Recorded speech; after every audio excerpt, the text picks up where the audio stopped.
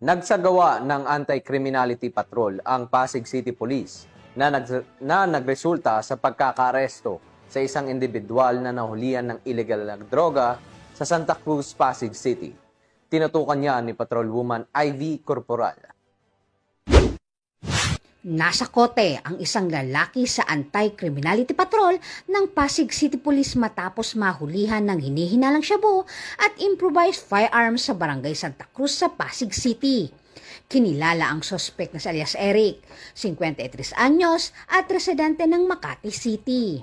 Nasamsam sa kanya ang 2 sachet ng hinihinalang shabu na may kabuuang timbang na mahigit 7 gramo na may malaking halaga.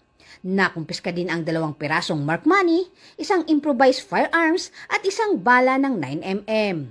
Kasalukuyang nakadetine ang sospek sa Pasig City Police Station para sa kaukulang dokumentasyon at nahaharap ito sa kasong paglabag sa Republic Act 9165 o mas kilala bilang Comprehensive Dangerous Drug Act of 2002 at Republic Act 10591 o Comprehensive Firearms and Ammunition Act.